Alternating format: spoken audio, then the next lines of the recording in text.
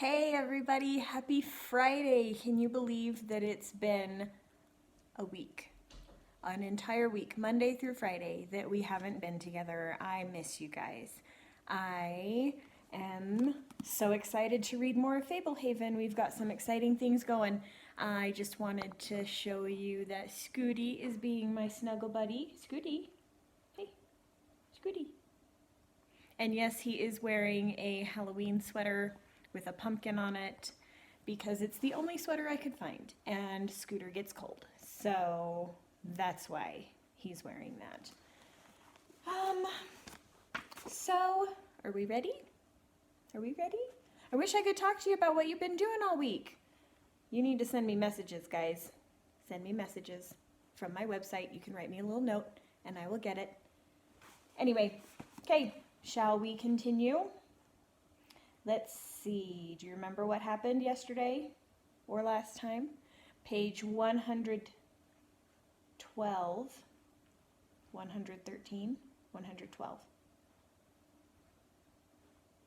Yeah, so Coulter and Tanu were trying to look for a place to relocate the nice Nipsies away from the dark Nipsies, and they were attacked by dark fairies. And remember, Seth was out playing with Mendigo, and he was attacked by dark fairies, and Tanu came back as a vapor in a gaseous state, and when he coalesced again, he told them, the instant we stepped into the clearing, the dark fairies left off tangling with the light ones and swarmed us.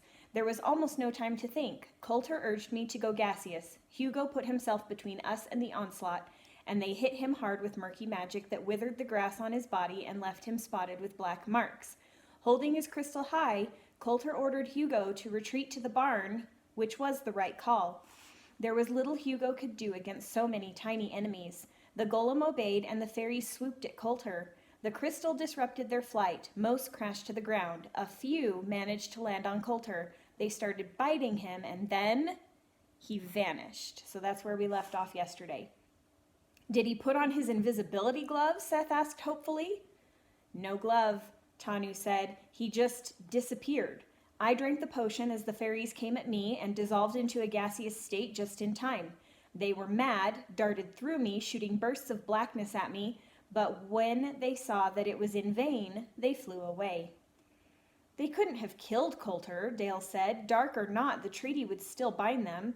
You were on neutral ground. They couldn't kill Coulter unless he had killed somebody at Fablehaven. For that very reason, I don't think he's dead, Tanu said, but they placed some sort of curse on him that either made him invisible or teleported him away. I stayed and scoured the area, but found no evidence that he was invisible. No depressions in the grass where he might have been lying or standing. I would have heard him if he made a sound, but I detected nothing. That's all I know. I came straight here. You're sure Coulter didn't change into a darkened state himself? Grandpa asked. He simply vanished? That's what I saw, Tanu said. Maybe he turned into grass, or into a mosquito, or into oxygen. Maybe he shrank. I suppose there's a chance that somehow the rules don't apply to these dark creatures, and Coulter no longer exists in any form. Grandpa sighed, bowing his head. When he raised it, he looked wretched. I worry that I'm unfit to continue as caretaker. Have I grown too old? Have I lost my touch? Perhaps I should resign and ask the Conservators' Alliance to appoint a new overseer in my stead. It seems we've had one catastrophe after another lately, with the people I love most paying the price for my incompetence. This isn't your fault, Tanu said, resting a hand on his shoulder. I know you and Coulter are old friends. I'm not asking for sympathy, Grandpa said. I'm simply trying to be objective. I've been captured twice in the past year. The preserve was taken to the brink of collapse each time. I may have become more of a hindrance than a help to Fablehaven and those who live here. A fellow can't always avoid tough circumstances, Dale said, but you can weather the trouble and come out on top. You've done it before, and I'll expect you'll do it again. Grandpa shook his head. I haven't solved anything lately. If not for my grandchildren risking their lives, along with help from the rest of you and a healthy dose of good fortune, Fablehaven would be in ruins. Seth had never seen Grandpa Sorensen look so defeated. How could he revive him? He spoke up quickly. The first time I caused all the trouble. The second time Vanessa betrayed us. You never did anything wrong. And this time? Grandpa asked, his voice calm and sad. Not only did I inadvertently let your sister end up on a dangerous mission thousands of miles away, I also sent my oldest friend to his grave. How did I miss the warning signs? The only thing that could make you unfit to lead would be belief in such nonsense, Tanu said gently. Nobody could have seen this coming. You think Coulter or I would have approached the fairies so haphazardly had we sensed the danger? These are turbulent times. Fablehaven has been under deliberate assault from formidable foes. You've come through it so far, and so have we. I've traveled far and wide, and I can't think of anybody I would rather have watching over this preserve than you, Stan. I'll second that, Dale said. Don't forget who'd most likely end up assigning the new caretaker if you resigned without appointing a successor. The Sphinx, guessed Seth. His is the most trusted voice among the conservators, Grandpa admitted. Coulter is probably alive somewhere, Tanu said. Pull yourself together, Stan. We need a plan. Thanks, Tanu, Dale, Seth. Grandpa pursed his lips, his eyes hardening. We need information. The Sphinx is proving to be unreachable. Given the extremity of our circumstances, I think it's time to investigate what else Vanessa knows. Dragonflies. Slago and Vorsh led a skinny bird-like humanoid down the dank dungeon corridor. The manacled prisoner had a head like a seagull and was covered with gray molting feathers. Slago held a torch, and Grandpa walked alongside, shining a flashlight on the threesome. When the flashlight beam strayed too high, reflecting off the birdman's beady black eyes, he threw his head back and let out a fierce squawk. Vorsh yanked on a chain fastened to an iron collar, making the grungy birdman stumble sideways. Grandpa switched off the flashlight. Ready? Grandpa asked, eyeing Tanu, Dale, and Grandma. Tanu held handcuffs, Dale clutched a truncheon, and Grandma gripped a crossbow. They gave each a single nod. Grandpa opened the front of the quiet box, revealing an empty space where a person could stand. The goblin wardens guided the birdman into the compartment. Grandpa closed the door, and the box rotated halfway around, exposing an identical door on the opposite side. Grandpa opened the door and revealed Vanessa standing inside, wearing one of Grandma's old housecoats, a faint smile on her lips, the torchlight accenting her elegant features. Her skin had less color than the last time Seth had seen her, but her dark eyes smoldered. He had to admit she remained strikingly beautiful. How long has it been? She asked, stepping out of the box and extending her hands so Tanu could cuff them. 6 weeks, Grandpa said as Tanu secured the handcuffs. Where are my animals? She asked. We released some, Grandpa said. Others we gave away to those capable of caring for them. Vanessa nodded as if satisfied. Her faint smile stretched into a smirk.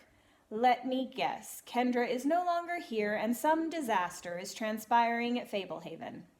Grandpa and Grandma exchanged a wary glance. How did you know? Grandma asked. Vanessa stretched her cuffed hands high above her head and arched her back. She closed her eyes. Certain precautions the Sphinx takes are predictable once you understand how he operates. It's the same way I anticipated that he was going to backstab me and lock me away in that miserable box. How did you predict this? Grandpa asked. Keeping her legs straight, Vanessa bent forward and touched the ground between her feet. You released me from the box, and you all look serious, so obviously there has been trouble. Consider the circumstances. The Sphinx cannot afford to let his identity as the leader of the Society of the Evening Star be discovered. Even without the note I left, there were enough clues to what he was doing that you might have eventually become suspicious. He successfully acquired the artifact and freed the previous occupant of the quiet box. He had no more use for this preserve. Therefore, his next move would probably be to set some plan in motion to destroy Fablehaven and all of you with it, except Kendra, who he suspects may still be useful. I'm sure he created an excuse to get her away from here just in time. You're all in tremendous danger. You see, when the Sphinx commits a crime, he disposes of all evidence. Then, to be safe, he burns down the neighborhood. Vanessa swung her handcuffed arms from side to side, twisting at her waist. I can't tell you how nice it feels to stretch. Can you guess how he is trying to destroy Fablehaven? Grandpa asked. Vanessa arched an eyebrow. Some of the Sphinx's strategies are predictable. His methods are not. But whatever he has set in motion will probably be impossible to stop. Fablehaven is doomed. I expect I would be safer if you just put me back in the quiet box." "Don't worry, Vanessa," Grandma said. "We will." "I take it you don't fully comprehend the current threat?" Vanessa asked Grandpa. "It is like nothing we've ever seen," he said. "Tell me about it. Maybe I can help. I've been working for the society for some time now." Vanessa started jogging in place, lifting her knees high. "Creatures at Fablehaven are turning dark," Grandpa said. "The change has been most evident in the Nipsies and fairies so far. Creatures of light who are transforming in appearance and attitude into creatures of darkness. I'm not talking about fairies falling and becoming imps. We've seen fairies draped in shadow using their magic to wither and ruin rather than to nourish and beautify." "And the condition is spreading?" Vanessa asked, legs pumping rapidly. "Like a magical plague," Grandpa said. "Making matters worse, the dark fairies can cross all the same boundaries as the light fairies, including into the yard." An expression of admiration appeared on her face. "Leave it to the Sphinx to invent new ways to eradicate preserves. I've never heard of an epidemic like you've described." "Let me guess. Even doubting the Sphinx, you've turned to him for help but heard nothing?" Grandpa nodded. "He's not replying because he expects you will soon be dead. You have two options: abandon the preserve, or try to figure out how to stop the plague the Sphinx has created, fail, and then abandon the preserve. My guess is you'll go with the second choice." "Abandoning Fablehaven is not an option," Grandpa said. "Not until we do all we can to save it. Certainly not until we learn the secret behind the plague so we can prevent it from recurring elsewhere." Vanessa stopped high-stepping, panting lightly. "Whether or not you can salvage Fablehaven, trying to discover the nature of the plague makes sense. Any leads?" "Not yet," Grandpa said. "Only today did we realize how virulently the condition is spreading." "I could help if you let me," Vanessa offered. "Magical creatures are my specialty." "Along with controlling victims in their sleep," Grandma reminded everyone. "You could post a guard," Vanessa suggested. "We promised ourselves before we opened the box that you would be going back inside," Grandpa said. "Very well. When all else fails and you change your minds, you'll know where to find me," she said. "The quiet box isn't as bad as I expected, really. After standing there waiting in the darkness for a while, you slip into a trance. Not full sleep, but you shut down, lose all sense of time. I was never hungry or thirsty, although I could use a drink now." "Can you offer us sure evidence that the Sphinx is a traitor?" Grandma asked. "Proof will be hard to come by. I know the names of other traitors. I was not the only one to infiltrate the Knights of the Dawn." Ooh, I'm going to read that again. "I was not the only one to infiltrate the Knights of the Dawn. And I know one secret that would absolutely blow your minds. But of course, I'll divulge further information along those lines only in exchange for my freedom." "Where is Kendra, by the way?" She asked the question with pretended innocence. "Helping with a covert mission," Grandpa said. Vanessa laughed. "Is he extracting another artifact so soon?" "I said nothing about," Grandpa started. Vanessa laughed louder, cutting him off. "Right," she chuckled. "Kendra's not in Arizona or Australia. Still, hard to believe, after all this time, the Sphinx has stopped pacing himself and is sprinting for the finish line. Any clue who went with her?" "We've told her enough," Grandma said. "Fine," Vanessa said. "Good luck with the Sphinx, good luck with the plague, and good luck with seeing Kendra again." She stepped backward into the quiet box, regarding them smugly. "And good luck with getting out of there," Grandma said. Vanessa's eyes widened as Grandma slammed the door. Grandma turned to the others. "I'll not have her trying to use our fears to hold us hostage." "We may eventually need her help," Grandpa said. The quiet box turned, and Grandma opened the door. Slago and Vorsh took custody of the bird-like man. "I'm willing to work twice as hard in hopes of avoiding that eventuality."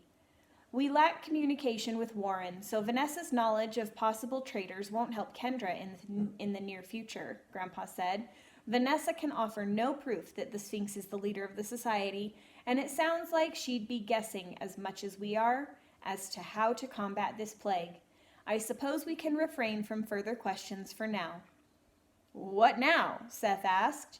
"We need to determine how this plague started," Grandpa said, "in order to find a way to stop it."